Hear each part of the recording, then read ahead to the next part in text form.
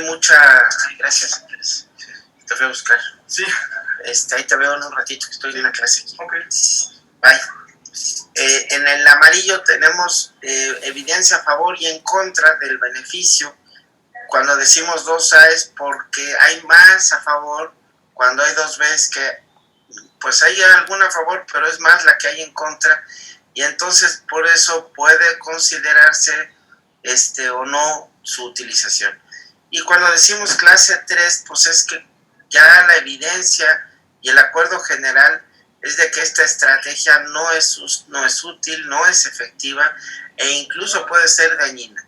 El mensaje para la población médica es que esta indicación no está recomendada, ¿no? Entonces, esto se basa en diferentes niveles de evidencia. Yo puedo tener una recomendación 1 con un nivel de evidencia A, B o C, dependiendo de en base a qué tipo de estudios baso mi recomendación. Lo ideal es que quisiéramos tener múltiples estudios randomizados y metaanálisis para contestar esa pregunta, que sería un nivel de evidencia A, pero cuando solamente hay alguno aislado o son estudios que son, a lo mejor son estudios que no fueron randomizados, a lo mejor son varios, pero solamente tenemos uno que haya sido aleatorizado, pues es menos la evidencia y se llama B. Y hay ocasiones que desafortunadamente no tenemos evidencia de publicaciones y nos basamos en consenso de opinión de expertos, de pequeños estudios, de estudios retrospectivos, registros de la práctica clínica, y esto nos orienta un poquito a qué hacer. Por ejemplo, vamos a decir que vamos a hacer algunas mediciones para valorar si algunas condiciones de cambios en la salud o en el estilo de vida de las personas, yo puedo decir que es una clase 2A con un nivel de evidencia B. Pero también quiero que tengamos en cuenta que una persona, ya sea hombre o mujer, con la misma edad, pero con niveles de colesterol diferentes o de presión diferentes o ser fumadores, tienen un impacto de riesgo a 10 años muy diferente. O sea, quiero que vean este escenario que puede ser un familiar de cualquiera de nosotros, puede ser un hermano, puede ser un papá, una mamá, un tío, una tía. Vean ustedes qué impacto puede ser un hombre de 60 años que puede llegar a tener un 21% de riesgo de morirse en los próximos 10 años, o como una mujer que tiene el colesterol bien, la presión bien, no fuma, tenga nada más la 10ª parte, es decir, 2% de mortalidad. Y esto es un poco lo que las guías nos tratan de orientar, de cómo poder medir el riesgo que tenga una persona.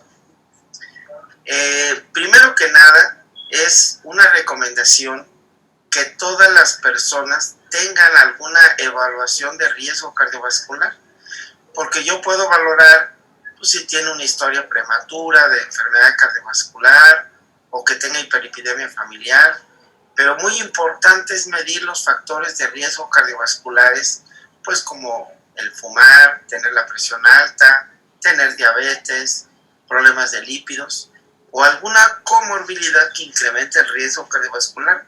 En ellos, el medir este riesgo, pues nos ayuda para plantearnos, primero, en una manera educativa a la población, pero también desde el punto de vista de estrategias terapéuticas, qué tan agresivos, qué fármaco le voy a dar a esta persona, porque esto me va a ayudar para aterrizar.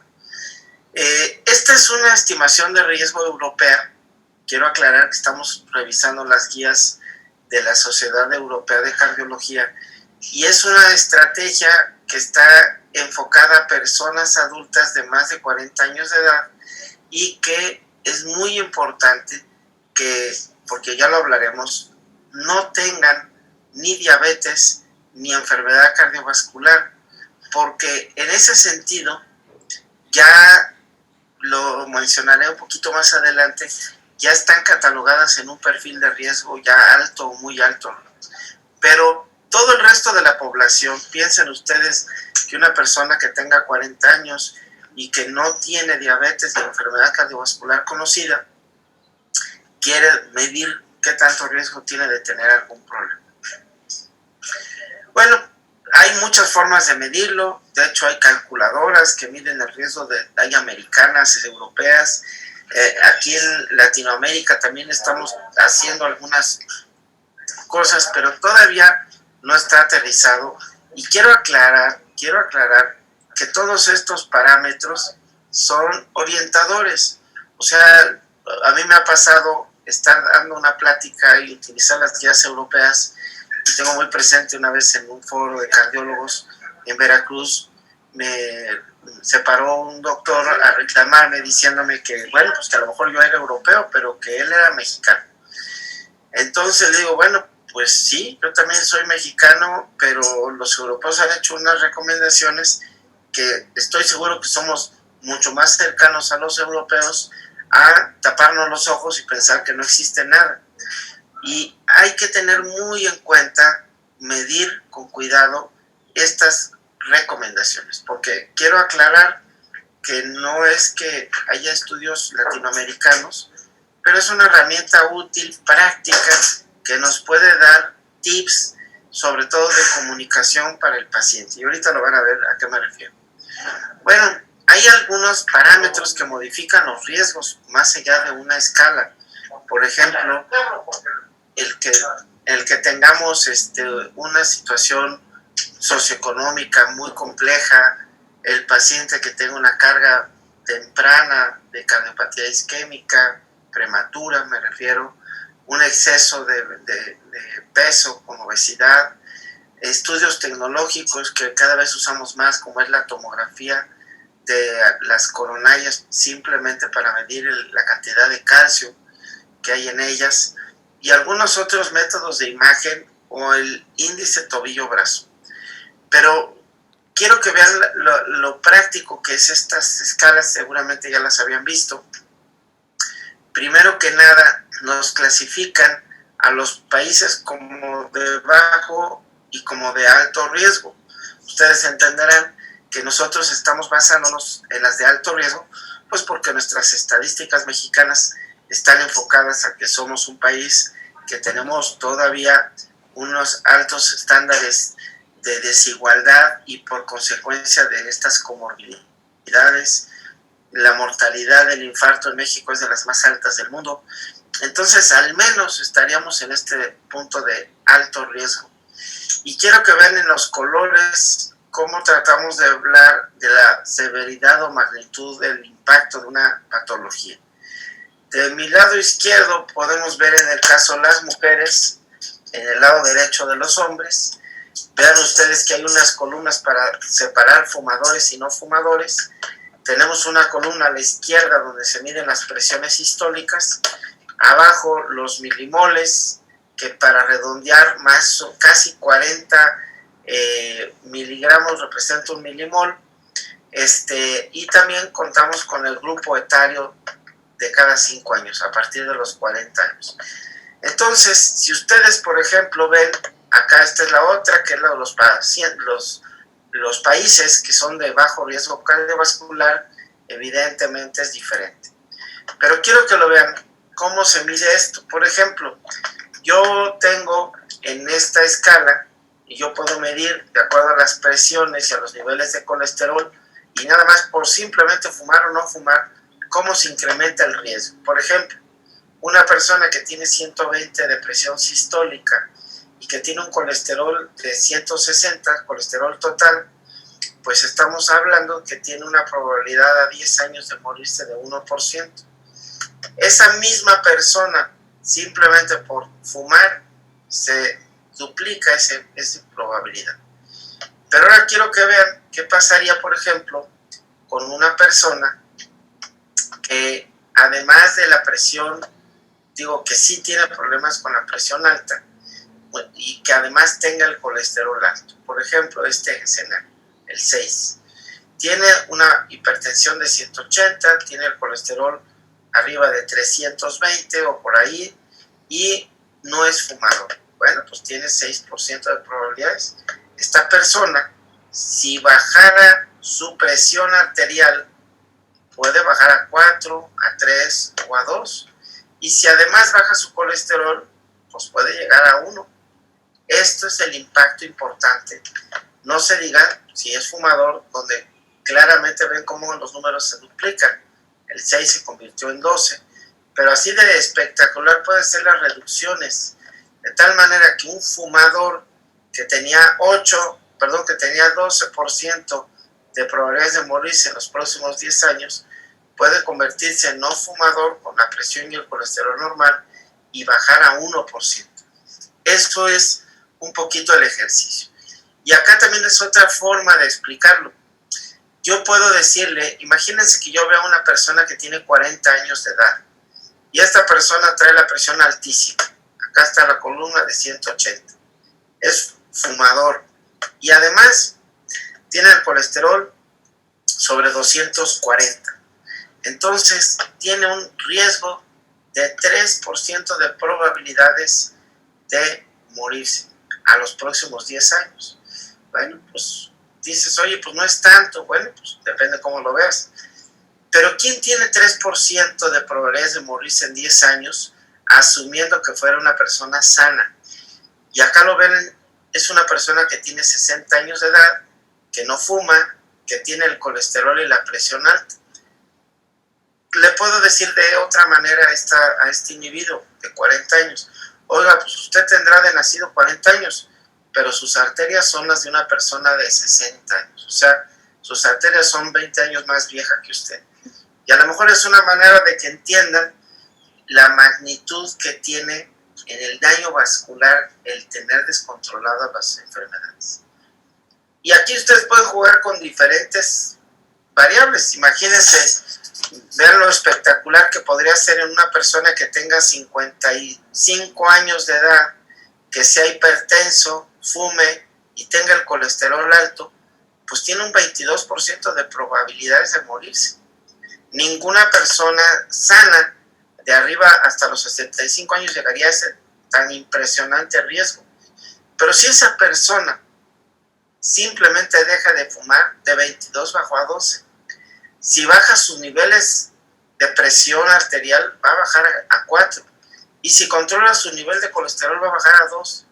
Estamos hablando de más de 10 veces la probabilidad de salvarse, o dicho al revés, incrementar más de 10 veces la probabilidad de morirse.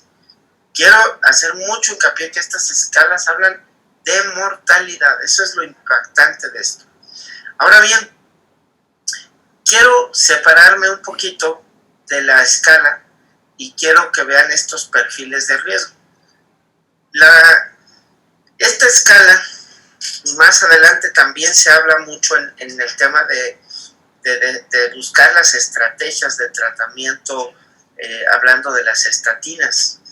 Pero quiero que lo vean cómo podemos clasificar en 4 diferentes grupos a la población general. En el primer grupo, que sería el grupo estratificado de muy alto riesgo, serían cualquier persona que ya tenga documentada enfermedad cardiovascular.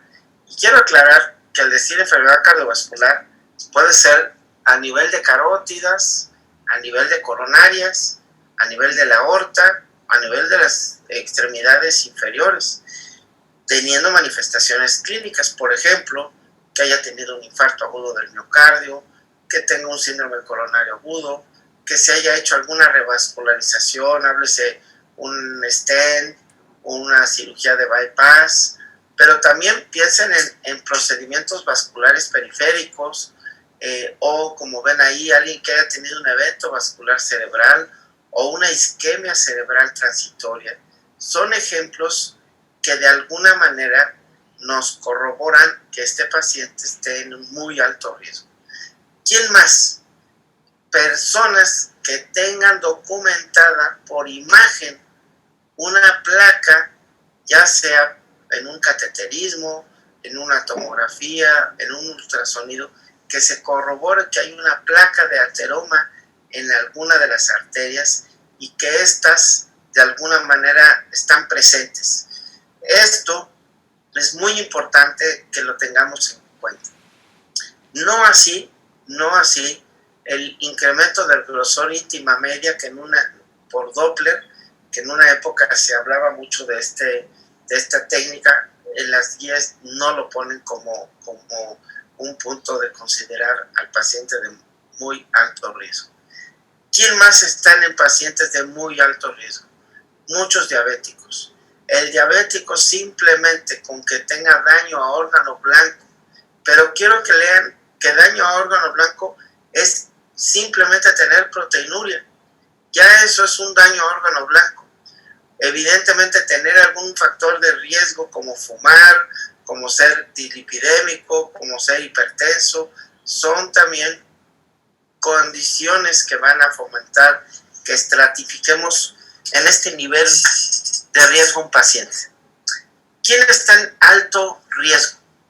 Bajo de nivel, porque quiero que recuerden que al decir muy alto riesgo, estoy asumiendo también los pacientes que en esta calculadora de riesgo que se llama el score tuvieran más de 10 en el puntaje de riesgo.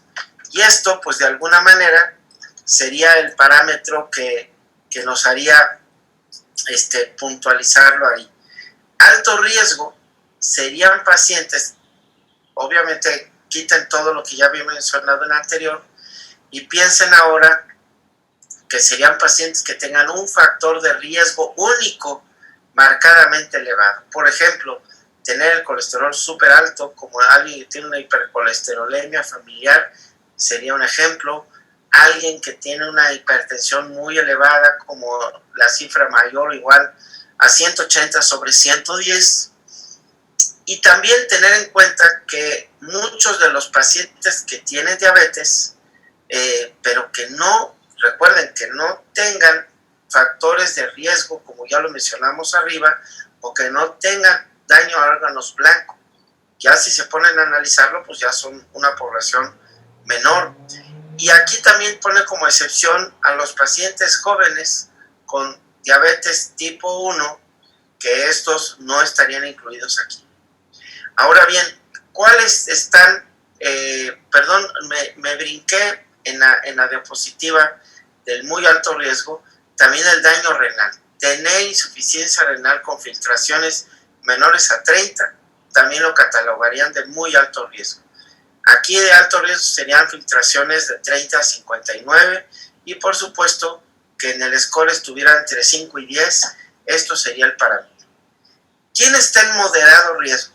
Prácticamente el moderado riesgo es una persona de mediana edad. Difícilmente vamos a considerar que una persona de mediana edad vaya a estar en bajo riesgo. Esto para fines prácticos no es.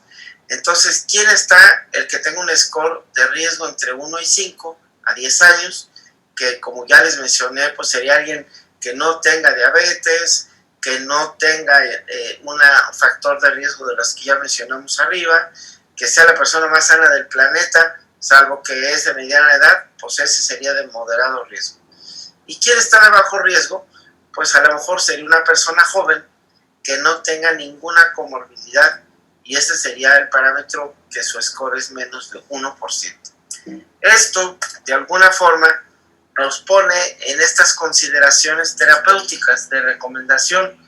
El primer punto es en relación al tabaco. Ya hemos visto en esta escala que el cigarro duplica para fines prácticos el riesgo de que una persona padezca un evento cardiovascular. Entonces, tenemos que fomentar en la estrategia de prevención que las personas dejen de fumar de cualquier forma. Tenemos que reducir la ingesta de grasas saturadas, haciendo énfasis en productos de granos enteros, de vegetales, de frutas y pescados. Muy importante también fomentar el consumo de pescados. En relación a la actividad física, hay que incrementarla, hay que fomentar que la gente haga ejercicio, pero tenemos que estar seguros que lo pueda hacer. Es decir, yo no le voy a recomendar hacer ejercicio a una persona hasta que yo me quede convencido de que no está en un riesgo. Y ahí a lo mejor va el mensaje, pues, de un buen interrogatorio, de checar la semiología del dolor, si no ha tenido dolor en el pecho, verificar que no tenga la presión muy alta, porque imagínense que yo identifico un paciente con hipertensión y encuentro que pues trae 180 sobre 110 y lo estoy mandando a hacer ejercicio. Ya se imaginarán las consecuencias que tendría para él esta condición. Perdóname un momentito.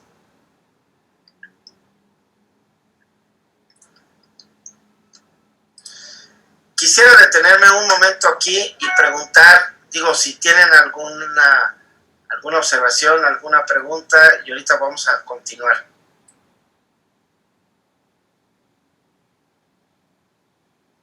Doctor, en la parte de no fumar, o sea, nosotros como médico, ¿qué recomendaciones podemos dar o a quién lo podemos derivar?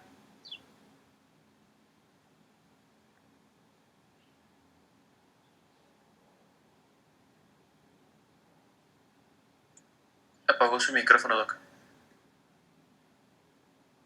Perdóname. Sí, ¿quién me preguntó? Paula Guerra. Paula Guerra, doctor. Gracias. Mira, Paula, muy importante. Y esto va no nada más para lo del cigarro, sino va para todo lo que ahorita vamos a seguir hablando, como tiene que ver, por ejemplo, el tema de cómo hacemos que baje de peso, cómo hacemos que lleve una mejor alimentación más sana, cómo hacemos a que controle sus comorbilidades. Y ahorita que vamos a seguir avanzando en esto, pues les va a quedar muy en claro la importancia del trabajo multidisciplinario, que eso es lo que ahorita vamos a seguir viendo. Entonces, voy a seguir compartiendo aquí mi pantalla, en donde me quedé.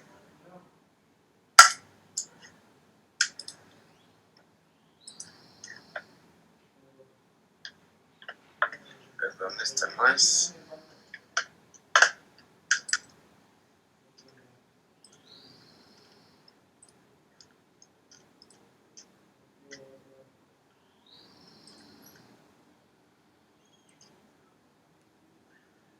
Fíjense, quiero regresando a esta diapositiva, y ahorita vamos a contestar. La dieta tenemos que recomendar, y decía muy de la mano de la actividad física, pero responsable. Les ponía el ejemplo, si alguien está hipertenso, pues primero tenemos que controlarle la presión antes de recomendarle hacer ejercicio. Como también no le podemos recomendar hacer ejercicio a alguien que tenga pues lastimado una pierna y yo le quiera poner a correr y tiene una crisis de gota, pues tengo que controlar primero la crisis de gota. Pero también puede ser un paciente diabético que no tenga angina de pecho, pero que al estar haciendo estudios me doy cuenta que tiene problema cardiovascular y tiene a lo mejor en una prueba de ejercicio o en un electrocardiograma alteraciones de isquemia, de un infarto, y que entonces, ¿cómo lo voy a mandar a hacer ejercicio con el riesgo que esto implica? Entonces, yo quiero hacer mucho hincapié que el ejercicio es básico, es fundamental, pero tenemos que estar siempre deteniéndonos a reflexionar sobre no haya una contraindicación. Y ustedes lo pueden ver, se recomienda el equivalente a 30 minutos diarios por 5 días de la semana, que vienen siendo los 150 minutos. O puede ser la mitad de esto si el ejercicio es muy vigoroso. Puede ser una combinación de minutos por 5 días, o más minutos o menos minutos ajustando al número de días. Y no quiere decir que no pueden ser más de 150. Si una persona hace 180 minutos, pues qué bueno. No, o es que de vigoroso nada más dice 75, bueno, pues ese 100 también es mejor, ¿no? Entonces tengamos en cuenta en forma individualizada la recomendación del ejercicio. Una persona obesa que yo la ponga a correr, pues tengan en cuenta que se va a lastimar las rodillas.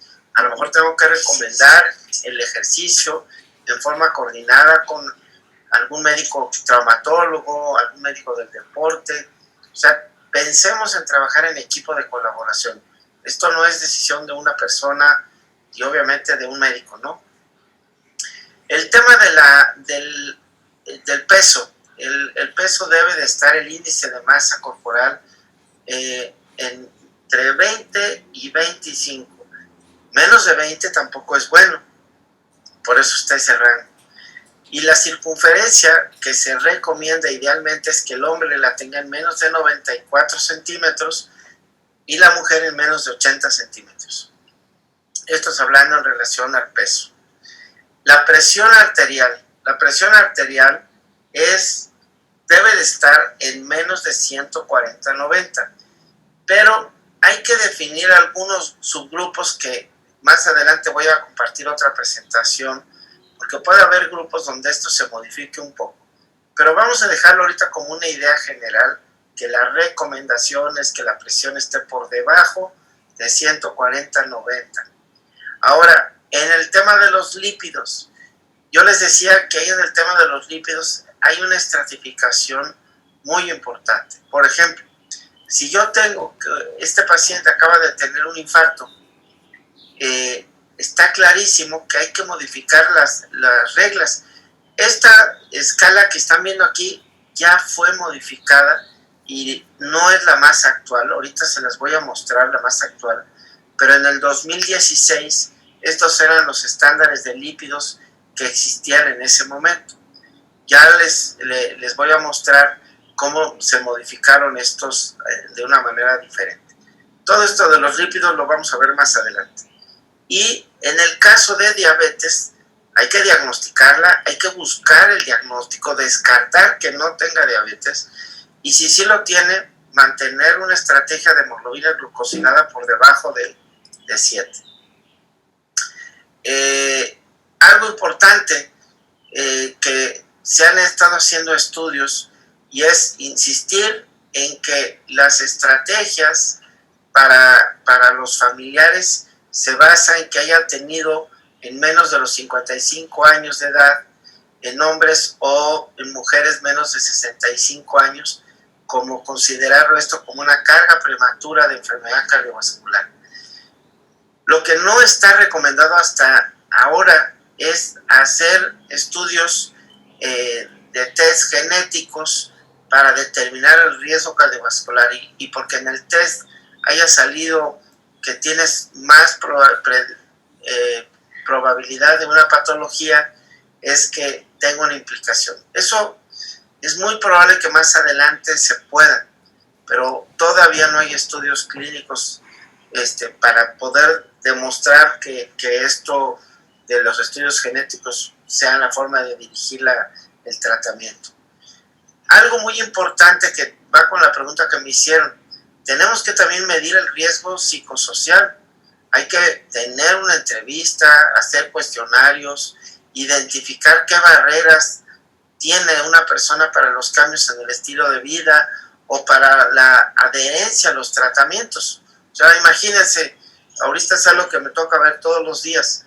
El paciente que tenía su consulta programada en el IMSS y pues no hay consulta. Y el tratamiento pues no siempre se lo dan porque desafortunadamente no lo hay. Entonces, esos son limitantes que tenemos que tener en cuenta, pero que tenemos que transmitirle al paciente. Tiene que buscar la manera de no dejar el tratamiento. Y, señor, si no se lo da el IMSS, cómprelo. Oiga, pero es que el IMSS me lo tenía que dar por eso, pero pues al IMSS no le va a preocupar tanto que usted se muera o no se muera. O sea, no es una crítica negativa hacia la institución, sino yo quiero que entendamos nuestra posición primero con el paciente y de nosotros como médicos. Tenemos que darle una recomendación: es no deje de tomar el tratamiento. Doctor, no tengo dinero, no me alcanza, ni de broma lo puedo comprar. Bueno, pues entonces hay que pensar en un plan de tratamiento mucho más económico, o que la institución cuente con ese tratamiento pues para poderle ayudar. Pero tengamos muy en cuenta que estas recomendaciones es una clase 2A, es la gran mayoría de las personas está de acuerdo que debe de hacerse. Y aquí algunos tips sobre las cuestiones que se le interrogan o que se evalúan para ver el perfil psicosocial de las personas en relación a ansiedad, depresión, hostilidad, el estrés laboral, cuestiones de trauma postraumático. Ahorita, por ejemplo, con el COVID, estamos viendo impresionante cantidad de personas que sufren un desorden de estrés postraumático, en este caso por el COVID. Entonces, es importante que todo esto lo identifiquemos porque es parte de la valoración, ¿no? Por ejemplo, aquí dice que medir algunos biomarcadores para medir o redefinir el riesgo cardiovascular no se han demostrado más allá de los que ya hemos comentado ahora. Voy a avanzar un poquito. Por ejemplo, temas de vacunación, en este caso es la de la influenza y seguramente que aparecerá, aquí veremos la del COVID en las próximas recomendaciones que salgan. Hay que hacer una vacunación de la influenza al menos una vez al año como una recomendación 2B. También es importante tener en cuenta que los pacientes que están recibiendo quimioterapia, hablando de enfermedades oncológicas, es muy importante tener una evaluación cardiovascular por el daño que ocasiona. Ahora ya en cardiología tenemos una subespecialidad que es la cardio-oncología, por la impresionante patología. Hace unos días estuve con un compañero mío que hicimos juntos medicina interna y ahorita es el jefe de enseñanza de cancerología en la Ciudad de México, y me decía: Marco, es que es tristísimo ver cómo le salvamos la vida de un cáncer a una persona y le estamos viendo un eco que tiene un deterioro de insuficiencia cardíaca, que tiene una expectativa de morirse a 2 años altísima. Y entonces dice uno: híjole, le curamos del cáncer, pero lo estamos matando con la quimioterapia, ocasionándole otra enfermedad que lo va a matar. Entonces es sumamente importante esta colaboración entre, en este caso, de los cardiólogos con los médicos encargados del tratamiento oncológico. Muy bien, por eso tocaba estos mensajes de oncología. Por ejemplo, interesante también, otro factor que modifica el riesgo es las enfermedades autoinmunes. Incrementan un 50% el riesgo, es decir, por ejemplo, un paciente que tiene artritis reumatoide tiene 1.5 más de probabilidades de morirse que otra persona que tenga todas las mismas cosas que él, a excepción de la artritis reumatoide. Y esto, pues, es fundamental para escoger los tratamientos de cada una de las comorbilidades. Tenemos también situaciones con la disfunción eréctil. Hay que tener en cuenta que la disfunción eréctil puede ser una manifestación de enfermedad vascular, problemas en las arterias, y no nada más un tema psicológico o un tema que le estemos enfocando al urólogo, sino que tiene que ver mucho con el riesgo cardiovascular.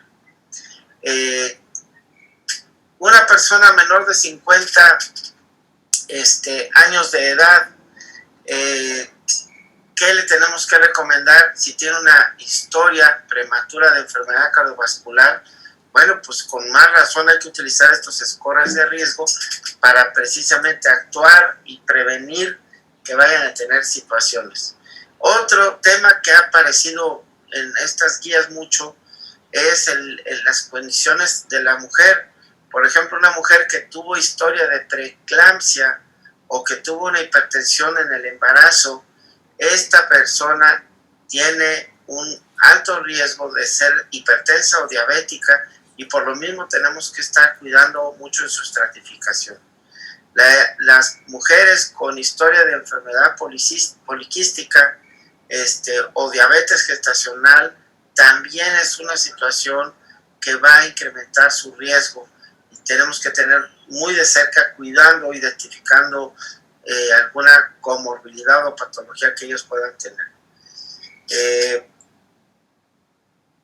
Cuestiones étnicas, bueno, sí, hay algunas situaciones que hay ciertas específicas. Por ejemplo, la raza negra tienen mayor prevalencia de hipertensión de difícil control, y por consecuencia pues incrementa más su riesgo cardiovascular.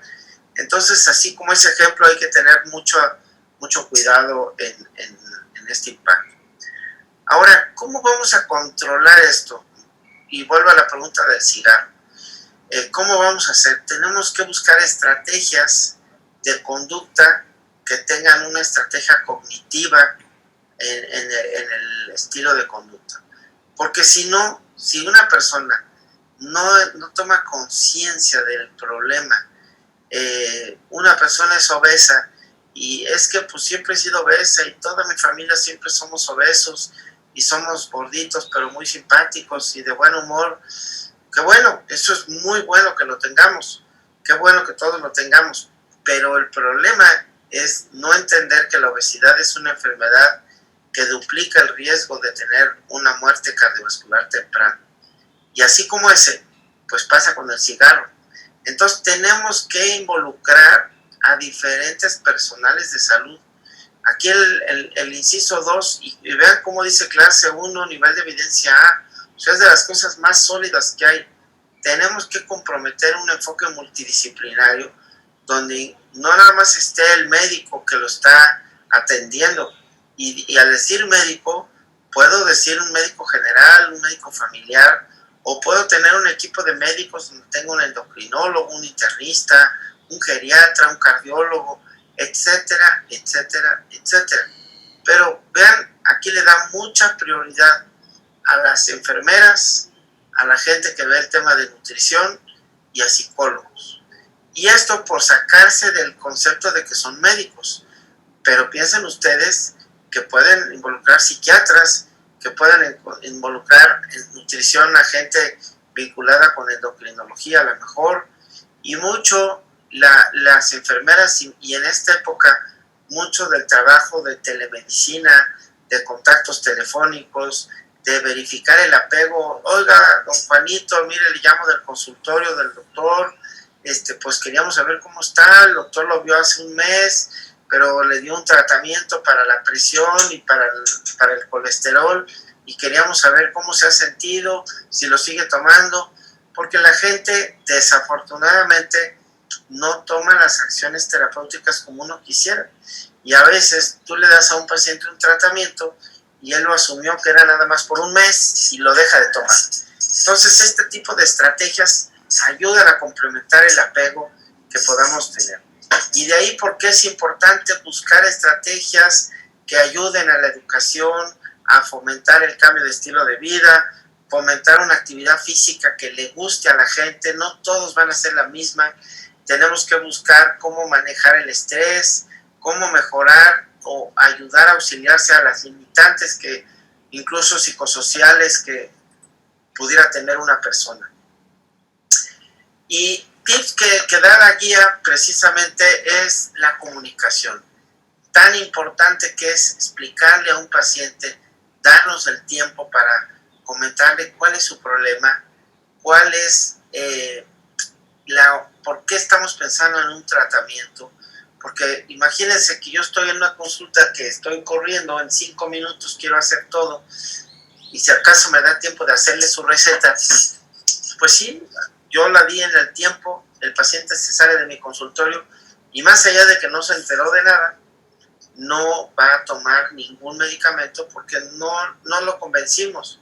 Y aquí tenemos que explicarle al paciente qué es lo que tiene, cuál es su problema, estar buscando cómo fomentamos que rompa las barreras que le van a ocasionar la ansiedad, el miedo, las preocupaciones, los cambios en su conducta que va a tener.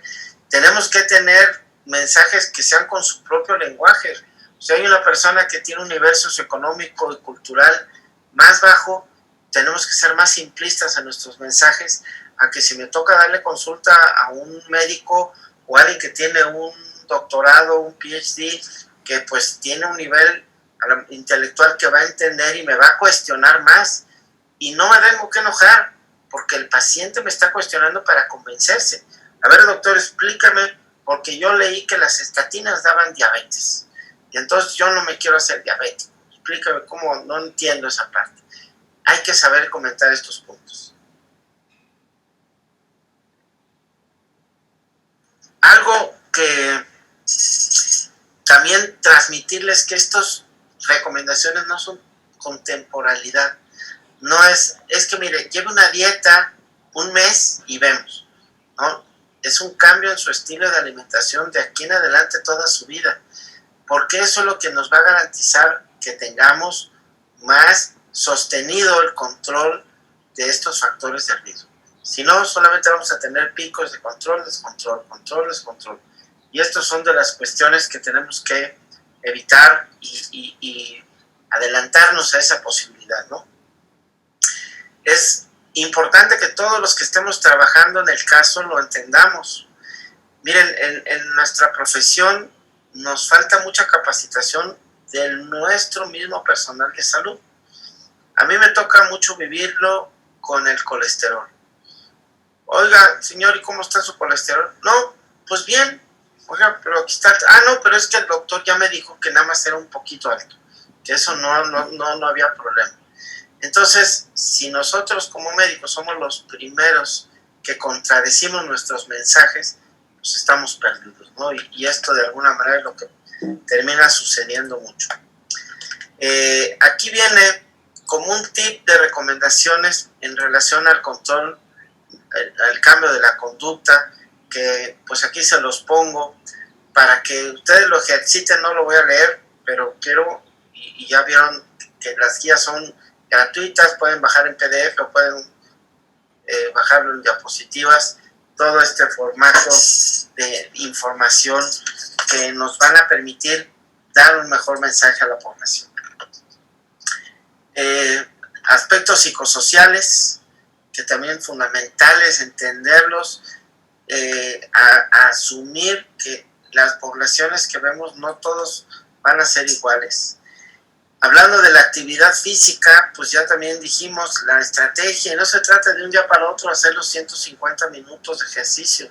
Hay que empezar poquito a poco, recordar que hay que hacer estiramiento, calentamiento, no se vayan a desgarrar, no se vayan a lastimar un tobillo, no se vaya a pasarle algo. Entonces es bien importante estar al pendiente de estos procesos increciendo de la actividad física, que aquí ven ustedes algunos ejemplos de qué es una actividad física ligera, moderada o vigorosa, ¿no? Un tip práctico es si una persona puede hablar o no puede hablar cuando está haciendo el ejercicio. Si una persona está haciendo un ejercicio que le limita el poder estar hablando en condiciones normales, es una forma indirecta de que está haciendo un ejercicio vigoroso. Si una persona está caminando con toda tranquilidad, pues posiblemente o es un ejercicio ligero o en el mejor de los casos es un ejercicio moderado. Ya del cigarro hablamos que hay que tener un mensaje de completamente suspender el cigarro. No es reducir la cantidad, es stop, es quitar por completo el consumo del cigarro, porque esa es la única manera que vamos a poder modificar el riesgo cardiovascular de una persona.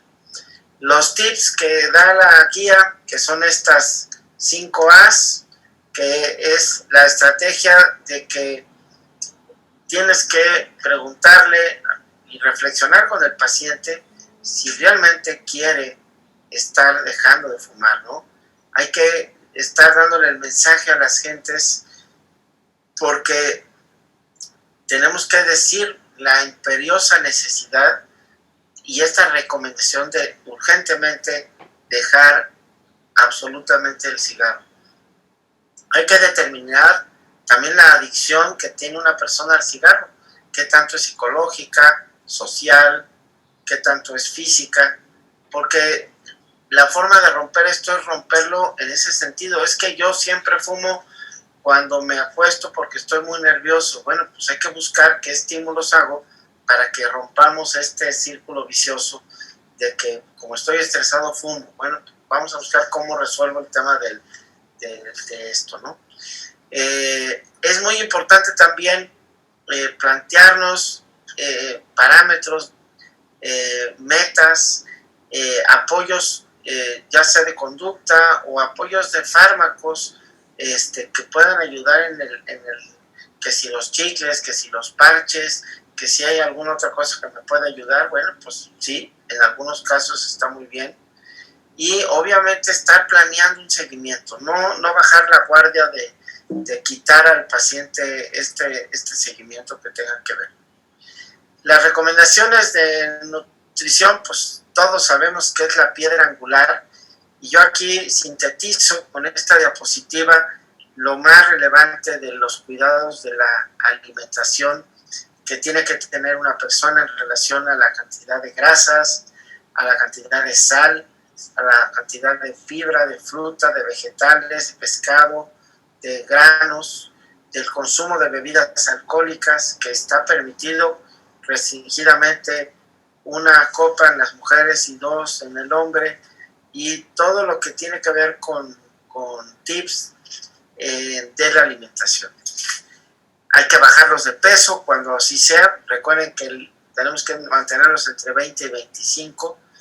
Y me voy a brincar esta parte de los lípidos porque se los voy a mostrar más adelante.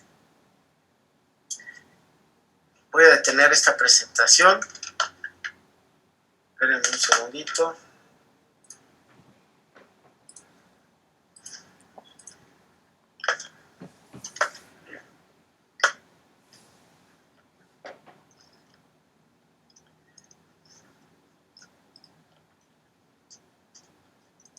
Bueno, lo que voy abriendo la siguiente presentación, no sé si alguien quisiera aprovechar en hacerme alguna pregunta.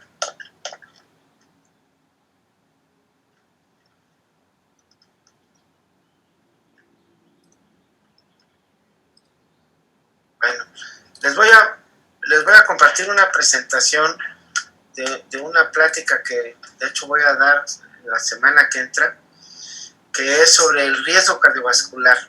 Esta presentación se basa específicamente en lípidos, porque esto, lo que estaba en la guía anterior, no estaba muy actualizado. Perdón que me pase esto muy rápido para llegar a lo que más me interesaba que vieran. Primero quiero que se den una idea de cómo la población mexicana cada vez tiene más problemas de lípidos. Casi la mitad de la población mexicana tiene, o un poco más de la población mexicana tiene algún problema de lípidos. Voy a avanzarme, perdonen. Miren, creo que un punto importante de aclarar es la trascendencia que tiene el manejo del colesterol.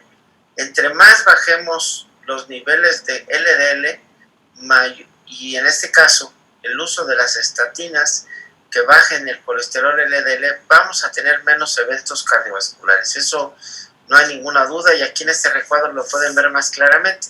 Una persona que tiene niveles de LDL altísimos, como sería 160, 180, y que ya tuvo un evento cardiovascular, si yo lo bajo a niveles como de 60 o de 50, pues el nivel de riesgo va a bajar dramáticamente, ¿no?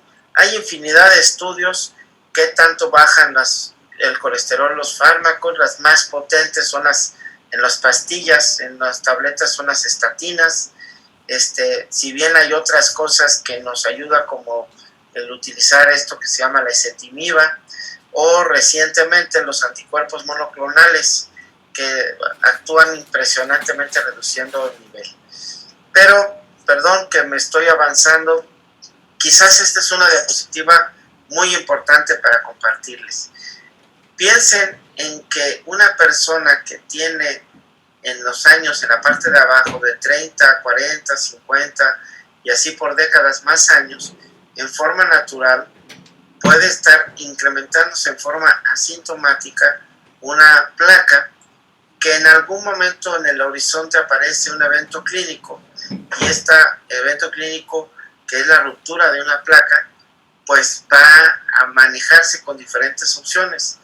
Pero si yo trato, y por eso la parte que dice factores de riesgo modificables, imagínense que una persona de 30 años que empezó a tener una placa y con el tiempo va a los 50 años a tener un evento cardiovascular, pero imagínense que en vez de eso, esta persona modifique sus factores de riesgo, empiece a tomar acciones, pues puede ser que el evento lo tenga 20 años después, a los 70 años, o puede ser que lo tenga a los 80 años, o incluso puede ser que nunca en su vida lo tenga. y esto gracias al impacto en forma temprana de controlar sus respectivos factores de riesgo. Las guías nos ponen muy claro que vale la pena medir los lípidos para estratificar a un paciente. Aquí ven ustedes todas las fracciones que tiene que ver con los lípidos. Una fórmula nueva que medimos quitando al total el colesterol HDL y nos da todas las partículas que son el colesterol no HDL. Este es otro tip para medir el riesgo cardiovascular, las mismas guías que ya habíamos platicado, pero aquí lo interesante es que el HDL adiciona a las guías un riesgo mayor o menor. Imagínense que una persona que tenía un riesgo, vamos a decir, voy a poner el ejemplo que tuviera 4. Esta persona, al revisar su HDL, si el HDL es más bajo, va a subir su riesgo cardiovascular. Si este HDL es más cardioprotector, o sea, está más elevado, va a reducirse el puntaje. Y esto tiene utilidad porque es una subanálisis de riesgo el utilizar el HDL. Aquí les decía lo de la escala, en esta está ya traducida al español, pero es lo mismo que ya habíamos hablado. Y quería que vieran esto, porque esto es lo que actualmente tenemos de riesgo cardiovascular. Tenemos un paciente que está en bajo riesgo, el foco amarillo, cuando tiene menos de 1% de probabilidades, y en estos casos el nivel de colesterol LDL debe de estar por debajo de 116. Si está en un riesgo moderado, cambió y el riesgo debe ser menos de 100. Si está en un riesgo alto, debe de estar en menos de 70. Y si está en muy alto riesgo cardiovascular, debe de estar en menos de 55. Y todavía ahí hay un riesgo extremo que aquí está en el centro de la diapositiva, que si una persona en los siguientes 2 años, pese a tener abajo de 55, vuelve a tener otro evento, tenemos que ser todavía más estrictos y bajarlo a menos de 40. Entonces, esta diapositiva es para recordar ese punto. Voy a avanzarme a esto que quiero que vean, porque es fundamental el recordatorio. ¿Cuál es la síntesis de las metas que tenemos que tener en los lípidos en un paciente? Si este paciente está catalogado de muy alto o de alto riesgo, tenemos que bajar su basal al menos a la mitad y el LDL que quede en menos de estas cifras que ven ahí.